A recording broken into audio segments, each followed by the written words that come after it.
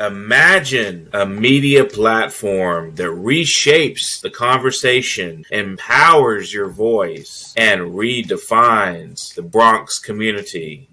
Bronx Post, changing the reality, changing the narrative. For businesses, politicians, and government agencies, we offer targeted advertising solutions that drive results. Amplify your message. Reach the heart of the Bronx and beyond. Our platform connects you to the community. Learn more. Email info@bronxpost.com or call 718-892-5555. Visit www.bronxpost.com for breaking news and updates. Bronx Post.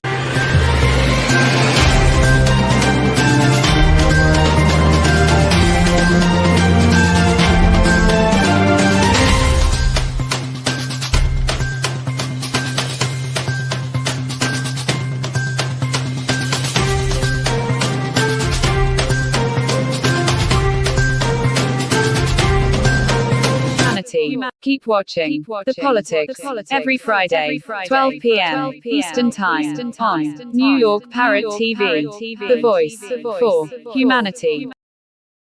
Welcome to Talking Politics. My name is Robert Press. I am a reporter, as you can see, for the Bronx Post by my official New York City press card. I also write for the Parkchester Times. Both like this show are part of Parrot Media Corporation. I also contribute to the Co-op City News and have a blog at www.100%.blogspot.com where you can see more about what I say here, and Facebook pages 100% and what is going on in your local community board. The views expressed on the show are that of the host, any guest, or anyone commenting at the bottom of the show, and not necessarily that of Parrot Media Corporation. Quick check of the weather. Today, the high will be 84. Then the temperature starts going down tomorrow, Saturday at 76 with possible rain. Sunday, 74 and 73 on Monday, with rain coming back possibly on Tuesday. Before I introduce my guest, I want to talk a little about the Macy's fireworks show. As New York City Mayor Eric Adams and Macy's announced that on Friday, July 4th, I should say, the annual Macy's 4th of July fireworks will soon launch from the iconic Brooklyn Bridge and 4 surrounding barges in the East River at the Seaport District, painting New York City skyline with different colors through stunning fireworks displays and pyrotechnics. Live spectators and viewers across the nation will be treated to a one-of-a-kind show featuring vibrant colors, shapes, lights, and sounds. This year's show will feature thousands of shells and an array of effects from barges positioned along the East River with multiple viewing opportunities in Manhattan and Queens. Comes as New York celebrates its 400th anniversary this year. Now, let me go in and introduce my guest, who is the candidate for the 13th City Council District, Joel Rivera. He was on the show about a month or two ago.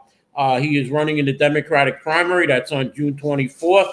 Early voting dates begin on Saturday, June 14th, and run through Sunday, June 22nd. To find your poll site, visit Board of Elections, their website at www.findmypollsite.vote.nyc/. Mr. Producer, can we bring on my guest? Joel, how are you? How are you, Bob? I want to thank you for having me on the show. I want to thank you for being committed to the 13th. I want to also thank you for always being consistent and honest. If people agree or disagree with you, you always speak your mind. You're very informed and you bring up issues that most general residents aren't aware of with your own perspective. But I must admit, even though we don't always agree, you always try to be fair and inform the community. So thank you for what you do for the 13th and for the Bronx in general. Now, I know Joel from, 2009, you ran in the 15th Council District. That's 16 years ago? Well, in 2009, I ran in the special election against Vanessa. And then in 2013, I ran against Richie Torres in the Democratic primary and then as a Republican in the general election. Okay, so you've been around now. How does the 13th Council District, you were in the 15th Council District, which is the neighboring district, which Oswald Felice is now the councilman. And the districts aren't that much different apart. There are some problems. The East Bronx, though, has one thing that the rest of the Bronx doesn't have, and that's low density. Am I correct on that? You're 100% correct. Not only does it have low density, but the 13th to me is very unique. Most people had to work very hard or have been there for several generations. And it's like our little slice of the American dream. We've sort of created our own little paradise with our own set of rules. And we're very active. We're very informed. There's tremendous community clubs like the Morris Park, like the Van Ness, like the Pelham Parkway. And people think differently, but we all have something in common, which is we care about our neighborhood and we're very active and we want to protect our quality of life and enjoy what we've worked hard to create in the 13th. There are 5 other people running against you for this seat. I would have run, but I would have had to give up the show. And I said, I'm not giving up this show. I'm going to stay here as the host of this show. So let me just mention your opponents: Shirley Aldebol, David Diaz, John Perez, and Theona Reitz. Did I miss anybody? Oh, and yes, Jacqueline Torres, who hasn't showed up at any forum or hasn't been out there at all. So it's actually the 5 of you, really. Correct. I heard she suspended her candidacy. Okay. I don't know if it was family issues or whatever, but I'm keeping her in prayer and hopefully everything will work out with her. As you know, she's a veteran and has dedicated her life to giving us the freedoms that all military people do. So I support anyone that's a veteran. And, she's a mother and she seems like a nice lady. So I hope whatever issues she's having get resolved. Right. And she had attained the rank of major, which is not easy to get. Especially for a female. Mm-hmm. Now, as far as it goes, you've attended basically every forum that you could.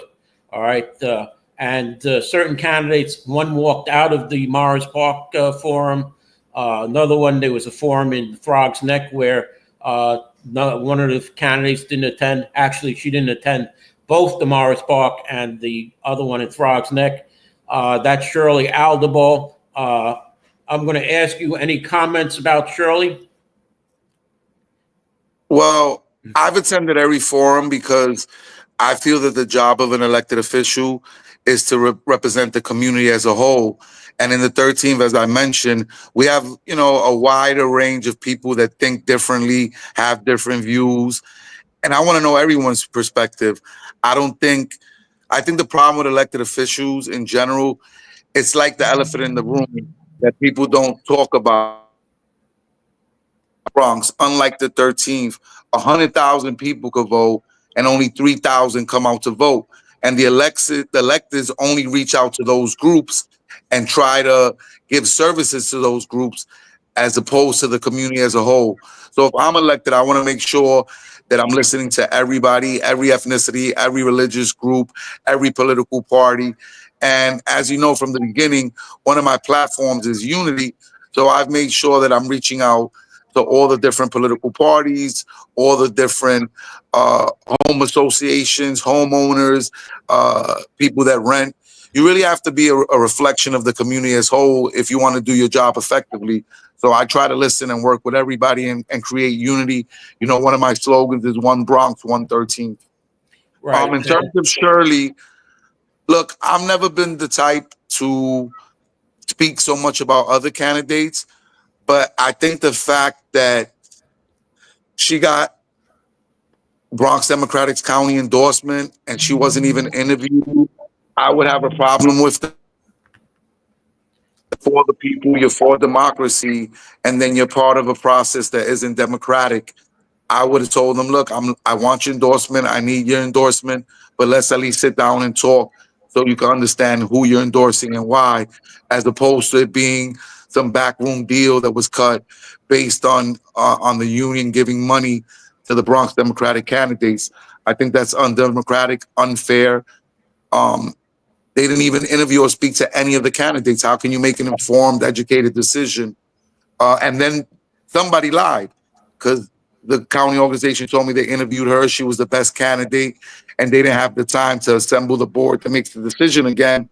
And then she blatantly said, which I was shocked at the one of the debates, she wasn't interviewed, and any of us weren't interviewed. But obviously, they endorsed her because she's the best candidate. And I said, oh, maybe it has something to do with 32BJ giving over $1 million to Bronx Democratic candidates. And there's been lots of scandals and things that go on. I always say I consider Jamal, the Bronx Democratic County leader, a friend. I think he's energetic. I think he supported a lot of great young new candidates, but they definitely dropped the ball on this race. Well, I mean, again, that was another factor that had me out of the race because I wanted to speak to Jamal Bailey. And I'm talking way before anybody else came in and even before they even spoke to Shirley. All right. I wanted to speak to him. And he said, yeah, I'll give you an appointment, and never did. So, Well, I always told you, Bob, joking, because me and you have a personal friendship, that I think you would be a great elected official, and that I would support you. I think you got to sometimes not poke the bear as much as you do, but I think you enjoy sort of ruffling feathers and bringing issues up. But I think if you've been committed and dedicated to the community, I think what they did to you when you were trying to be a community board member was ludicrous and unfair. And I think you always bring attention to issues that are not democratic and unfair. I respect that you've made some changes in your party alliances, but you still communicate and talk with everybody. Yeah. And ultimately, even though you don't say it, you're like me. It's not what you say, but it's what you show. You have party affiliations, but at the end of the day, you're like me and you care about the community, and that's all secondary to both of us. Yes. No, I was a Democrat since the day I registered, and I ran against Jeffrey Dinowitz as a member of the Independence Party back in 1996 when it first formed under Tom Golisano and Dominic Fusco. But that's long ago, so we're not going to talk about that. I want to talk about the debate that you were in with the other four candidates. It seemed to me that there was a little editing in that show. How long was that show, the debate? It was at least an hour, if not a little bit longer than an hour. We have to understand, Bob, that whenever you have a candidate that all the unions are supporting, that the Bronx Democratic machine is supporting, they have a lot of influence, and they're going to try to paint the picture to support their agenda more than the community's agenda in any way, shape, or form that they can. So there's definitely been things that have been done that, are maybe don't best serve the community, and clearly expressing what every candidate believes. I think going back to Shirley, she's flip-flopped on a lot of issues. In the beginning, she said she supported upzoning. She supported Bally's. And as you know, from the beginning, whether I'm speaking to the Throgsneck housing projects or the most conservative groups in our area, I've always been very clear that I was against Bally's, that I was against upzoning, that I'm against developments that don't have direct benefits for the community, that I'm not for fake affordable housing where studios are $2,800 or $3,000. That if we're going to have affordable housing, it has to make sense. It has to be real. We need to take care of our seniors. We need more subsidies for homeowners and for hardworking residents. And one of the things I've always mentioned is the too poor to be rich, too rich to be poor, that the average working class person gets half their check taken out of, and they don't really have anything to show for it except programs that a lot of times are run inefficiently because of bureaucracy. And we just need common sense in government. It's not complicated. We want good education. We want affordable housing. Let me get back to this Bronx Talk debate by Gary Bank. It seemed that there were answers by Shirley Aldebo and then David Diaz. They're running supposedly 1 and 2, backed by AOC, but I haven't gotten anything from AOC on that. There was, one would say something and then the other would say, yeah, I agree with my friend here. And it went back and forth a couple of times. So that was the problem that I saw.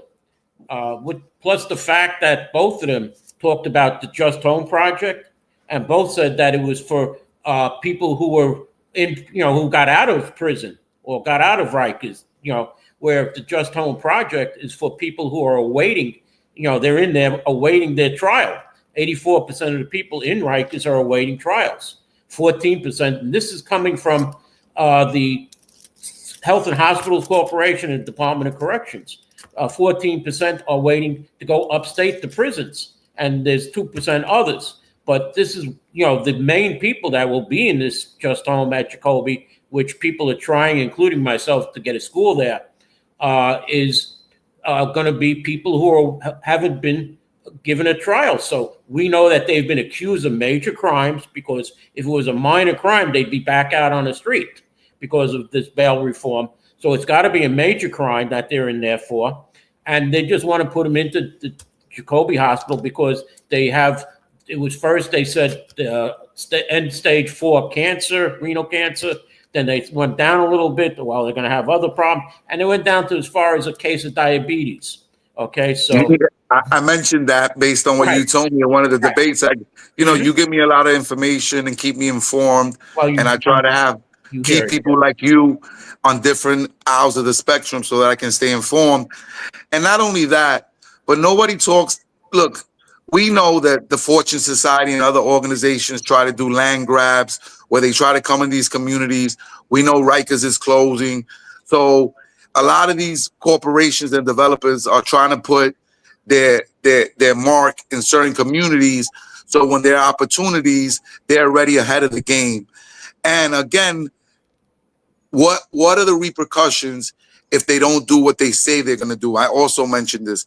So I worked in a shelter, and it was in between 2 schools, and it was supposed to be for working people that fell on hard times. Within a month, we had sex offenders there, 70% of the populations, because we were the only shelter with a ramp, were people with no legs that could never work in their life, and this was supposed to be a working shelter. So the city has a horrible record with stating something and then having good follow-through because of their bureaucracy, incompetency, and lack of common sense. So I would support something if there was something concrete that as community residents or community organizations like Morris Park, Van Ness, Pelham Parkway, etc., could do when they don't follow the rules of what the agreement was. But they come in selling us dreams, making promises, developers, and I unequivocally say I'm a developer and I made big money. I'm losing a lot of money running for office just between me and you. My developers are ostracizing me. They're like, Joel, you're telling all our secrets. What are you doing? And I'm like, I care about the community. I can't let people be dishonest. I can no longer be part of a group that we're not being completely transparent with the community. And there's nothing wrong with being a developer or making money. It just has to make sense for everybody involved, not just for specific groups like county, like big unions, and the developers that are making money. We got to make sure that the community that's taking the grunt of the sacrifice of putting in these programs, because we want to take care of the least of these. Everybody, even the most conservative, moderate, whether it's a Democrat, Republican, most of us have good hearts and we care about people. So it's not that we don't want programs. We realize that our grandparents got help. We realize that our grandparents were immigrants, but we have to do things that make sense. And people have sacrificed a lot to have the quality of life that we have in the 13th, and we're not going to just give it up without a fight. All right. I got to go to a commercial soon, very soon.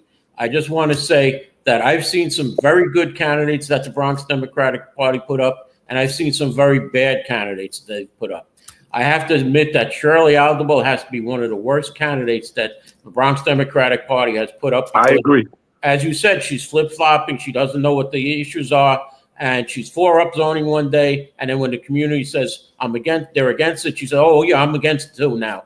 All right? It reminds me of the previous Councilwoman Marjorie Velazquez. Exactly. And a great example is she doesn't know the community. Look, we always used to bump into each other from now and then, me and David, even, our crazy boy John, who, has run 3 times, but it is what it is. I've never seen her or heard of her in anything ever. Mm-hmm. And she makes statements that shows she doesn't know the district. At one of the debates, she was like, all the NYCHA complexes in the 13th really need help. And in my mind, I didn't say anything because I don't want to attack a senior and an older woman. But I'm like, what are you talking about? There's only 2 complexes. You're acting like this is the South Bronx where there are, 10 and 20 night shift complexes. Right. So she doesn't even know the district. She's not connected. Then she tries to play this role of the single, poor, working class mother when she's made high 6 figures. She bought real estate and made money off that. Like, be proud of who you are. Don't try to pretend to be something to try to get votes. I can't respect that. All right, Joel, I want to thank you for coming on again. I got to go to a commercial right now. I'll be back afterwards with what's happening with Donald Trump, Elon Musk, Ukraine, Vladimir Putin. So let me go to a commercial right now, and thank you once again for coming on, Joel. Thank you, Bob. Always a pleasure. Take care. 1 Bronx, 113th. Imagine a media platform that reshapes the conversation, empowers your voice, and redefines the Bronx community. Bronx Post, changing the reality, changing the narrative. For businesses, politicians, and government agencies, we offer targeted advertising solutions that drive results.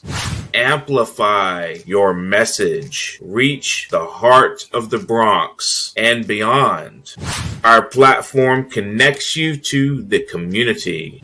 Learn more. Email info@bronxpost.com or call 718-892-5555. Visit www.bronxpost.com for breaking news and updates.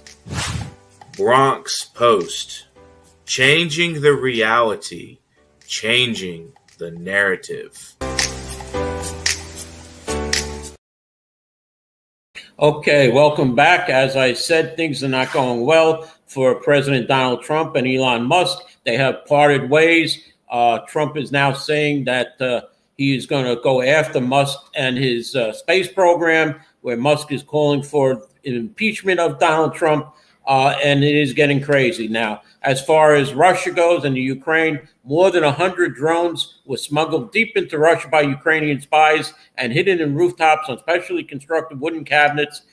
These roofs were then opened up remotely at the moment of an attack, with the drones swarming out and striking more than 40 bomber planes that were parked on Russian airfields across the country. One of the targets was the Belia airfield in Siberia, 3,500 miles from the Ukraine, yet Russia never saw it happening. And this is a game-changing moment in modern warfare, because it used to be you had bigger bombs and bigger missiles and bigger was better. Now you're getting the little drones that are attacking, and it's a totally different warfare. As far as Donald Trump, he said in a post on Wednesday, he had a call with Russian President Vladimir Putin that lasted an hour and 15 minutes. It was a good conversation, but not one that will lead to immediate peace. Putin did say very strongly that he will have to respond to Ukraine's stunning drone attacks on Russian airfields. And Trump indicated that the two also discussed the Iranian nuclear negotiations. Putin said Iran cannot have a nuclear weapon. And as what I've been told this morning, that Russia attacked the capital of Ukraine, Kiev, with a massive attack. So that we'll have to see a little bit later in the news. Turning to state news, it looks like Lieutenant Governor Antonio Delgado will be challenging Governor Kathy Hochul. Queensborough President Donovan Richards says Hochul has been very good for Queens. Whatever we've asked for, she's delivered. Hochul handpicked Delgado to be her number 2 in 2022. I don't have time for that, AJ. But it's long expected he'll throw his hat in the ring to unseat her. And he did on Tuesday. He had a meeting in Brooklyn where he announced he is running for governor. So now, as far as what's happening with assaults on people, crime might be down to people, but police attacks are up. Assaults have surged a shocking 63% over the past 6 years, and police officers and experts warn the trend will continue because of a criminal-friendly justice system that fails to deliver any consequences. There have been 970 assaults on uniformed police officers in the city so far, up from 595 at the same point pre-pandemic 2019, the New York City Police Department data shows. Revolving toward criminal justice system is the city is leading to the increase in assaults, and retired NYPD sergeant and adjunct professor from Penn State, Joseph Gacolina. PBA President Patrick Henry blamed the lack of fear of assaulting cops on the dearth of consequences. When vicious criminals find out they are attacking a police officer, they don't get scared and run away. They continue, he said. And we most recently, yesterday, if you check my blog, you will see that the district attorney here, Darcel Clark, indicted 2 people for attacking and beating up a cop here in the Bronx. So it's getting bad out there for the police. Now, as far as the mayoral primary, we have 11 people running for mayor. The incumbent Eric Adams is running as an independent in a general election in November, and did not participate in the Democratic debate yesterday. The 2-hour debate descended into chaos on more than one occasion, and the candidates shouted at one another. Then the moderators jumped in to interrupt. Cuomo and Trump were the main common enemies. Cuomo's rivals were determined to highlight his baggage and force him to address it, which created moments in which the former governor appeared frustrated and dismissive of the accusations. The federal investigation examining whether he lied to Congress about the nursing home deaths during the pandemic. Cuomo said it was politically motivated. Where have we heard that before? We heard that from Mayor Adams about his politically motivated charges, the sexual harassment allegations by 11 women. Cuomo said it's unfounded. He said, though he did acknowledge his apology to the women in 2021, President Trump's name was mentioned more than 80 times as the candidates sought to outline how they'd stand up to him while defending the city against his retributions. Candidate Mandami said he would fight Trump's budget cuts and threats of mass deportations. Cuomo and Mandami fought most over corruption and inexperience of Mandami, who is a relatively new state assemblyman, his limited experience and their respective views on Israel. Cuomo questioned whether Mandami could lead the city. Donald Trump would go through Mandami like a hot knife through butter, Cuomo said. Mandami, for his part, said that Cuomo could not be trusted to confront President Trump because he's allied with some of the same wealthy donors who supported the president. As far as the other candidates went, they were also coming in. Adrienne Adams, the city council speaker, who entered the race later than her rivals, appeared calm and used several questions to highlight her experience in the city government. She landed her most notable punches after Cuomo said he had no regrets about his record as governor. No regrets when it comes to cutting Medicaid and health care, Adams interjected. No regrets when it comes to child care. Adams also accused him of slow-walking access to vaccines and personal protective equipment, which disproportionately harm Black and Latino New Yorkers. Really, no regrets, she said. The issue for her is personal. Her father died of COVID-19 in 2020 after being unable to seek care at Elmhurst Hospital near his home in Queens. Now, here are a few of the lightning round questions that you may want to hear. How much do you pay in rent? Cuomo, $7,800. Mandami, $2,300 in rent. Landa, $3,300 in mortgage. Stringer, $6,400. Adrienne Adams, and when I say Adams, it's Adrienne Adams. Our home is paid. I'm the homeowner. Simon Zelmo Myrie, rent stabilized, $1,300. Wow, that's a great deal. Ramos, $2,500. Blake, $1,800 mortgage. And Whitney Tilson, own and spend $5,000 per month on maintenance and taxes. Question: well, who did you vote for in the 2021 mayoral election? Cuomo would have voted for Eric Adams, he said. And that was a question about his residency the past 20 years. He did not live in the city, they said. Mandami, Myra Wiley, Willanda, Myra Wiley first, Catherine Garcia second. Stringer said himself. Adrienne Adams said Eric Adams, which is one of her biggest regrets. Zelno Myrie said Myra Wiley. Jessica Ramos, Myra Wiley. Blake, Myra Wiley. And Tilson said Catherine Garcia. The next question was, who is the most effective Democrat in the country? Cuomo said House Majority Leader Hakeem Jeffries. Mandami said Boston Mayor Michelle Liu, to which also was the answer from Brad Landa. Stringer said Jeffries. Adams said Jeffries. Myrie said State Senator Majority Leader Andrea Stewart Cousins. Ramos said Maryland Governor Wes Moore. Michael Blake said himself. And Tilson said Senator Cory Booker. Question: where would you go for your first foreign visit as mayor? Cuomo said Israel. Madami said I would stay in the city. Land to Canada. Stringer Israel. Adams said the Holy Land. Myrie said the Caribbean. Ramos Colombia. Blake Jamaica. Tilson Israel. Then Ukraine. And the last question in the lightning round: do you believe that Mohammed Khalid should be released or deported? All but Tilson said yes, he should be released. Tilson said the Trump administration needs to prove he is legitimately tied to terrorism through due process, or else he must be released. I see I'm running over a little, so I'm going to go and end the show with this last piece. It is about over less than 3 years ago, Rafael Salamanca has raised through those 3 years $244,000 through his second account, not his borough president account, even though he's never faced a challenge on this line. It's the comparably lowly post of district leader, New York Focus reports. They also say that developers had donated the maximum amount to the city campaign and then made much larger donations to the second committee, sometimes on the same day. As of January, the committee had reported expenditures totaling $268,000, or $24,000 more than it raised. New York State has notably loose laws concerning what campaigns are allowed to spend their money on.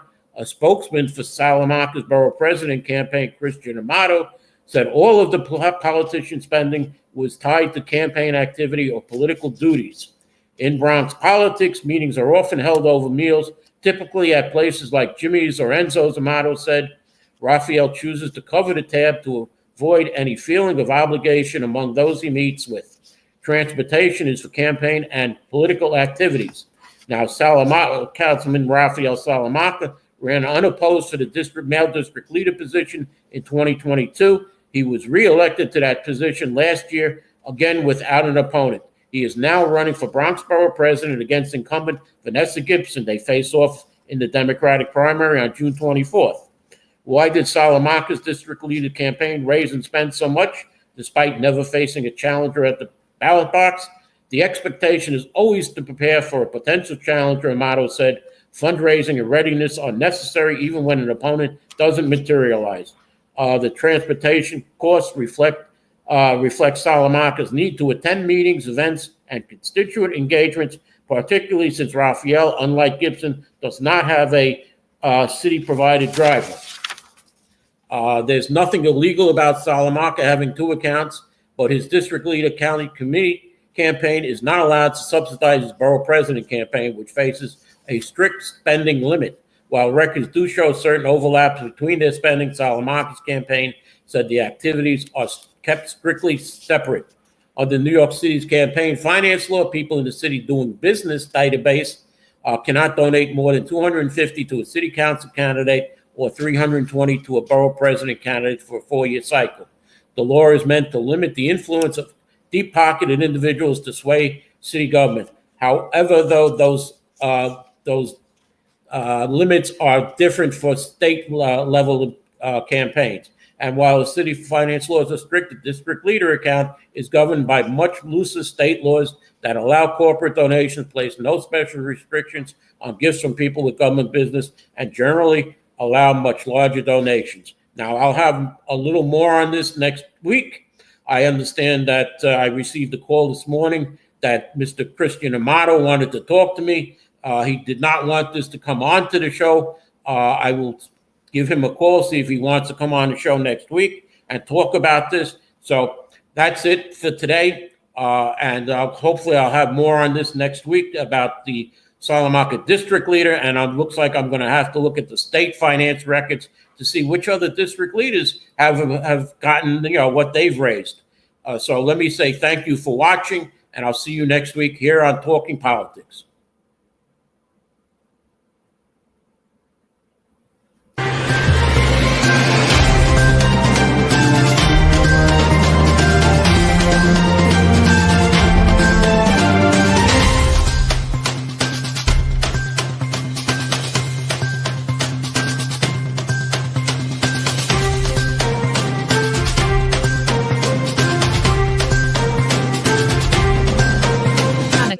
Keep watching The Politics every Friday, 12 p.m. Eastern Time on New York Parrot TV, the voice for Imagine a media platform that reshapes the conversation, empowers your voice, and redefines the Bronx community.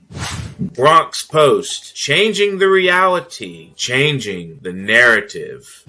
For businesses, politicians, and government agencies, we offer targeted advertising solutions that drive results. Amplify your message. Reach the heart of the Bronx and beyond. Our platform connects you to the community. Learn more. Email info@bronxpost.com or call 718-892-5555. Visit www.bronxpost.com for breaking news.